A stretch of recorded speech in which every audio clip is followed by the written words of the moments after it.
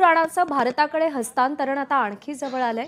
तहव्वूर राणाची याचिका अमेरिकेच्या सुप्रीम कोर्टानं फेटाळून लावली आहे। भारताकडे होणाऱ्या हस्तांतरणाला विरोध करण्यात आला होता। प्रकृती आणि भारताकडून संभाव्य त्रासाचं कारण दिलं गेलं होतं।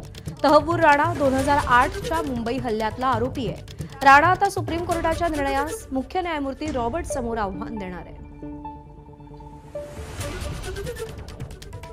गणेश ठाकूर आपले प्रतिनिधी सध्या आपल्या सोबत आहेत। गणेश, तहव्वूर राणाच्या हस्तांतरणाची आता पुढची प्रक्रिया नेमकी कशी असेल, काय टप्पे असतील? प्रज्ञा, तहव्वूर राणाची लिगल रेमेडी जवळपास एक्झॉस्ट झालेली म्हणजे पूर्ण झालेली आहे। जो त्याला न्यायालयीन मदत किंवा न्यायालयाकडून त्याला स्टे घेण्याचा त्याचा प्रयत्न होता या एक्स्ट्रॅडिशनचा, तोही आता तो एक्झॉस्ट झालेला आहे। आता त्याला भारतात आणण्याचा मार्ग जवळपास पूर्णतः मोकळा झालाय, कारण त्याच्या संदर्भात US सुप्रीम कोर्ट आणि हायेस्ट कोर्टकडनं गव्हर्नमेंटकडनं त्याला भारताला सुपूर्द करण्यासाठी निर्णय घेण्यात आला होता आणि याच निर्णयाला आव्हान देत त्यांनी न्यायालयात धाव घेत या निर्णयाला, या ऑर्डरला स्टे त्याच्यावर आणण्याचा प्रयत्न केला।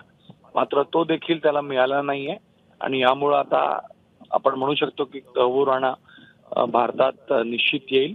भारत सरकारसाठी हा मोठा विजय आहे आणि ज्या प्रकारे 26 अकरा हल्ल्यामध्ये डेव्हिड कोलमन हिटलीला रेकी करण्यामध्ये, पैसे पोहोचवण्यामध्ये, मुंबईत त्याच्या कंपनीचा वापर करून डेव्हिड कोलमन हिटलीला इथं एक एजन्सी उभी करण्यामध्ये तहव्वूर राणानं मदत केली होती।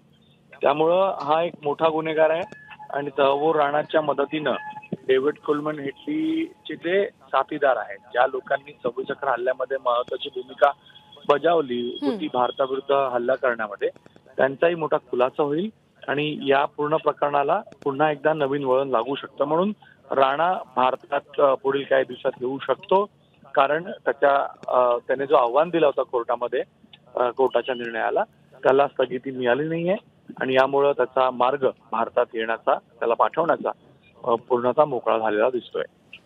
गणेश, धन्यवाद दिलेल्या माहितीसाठी।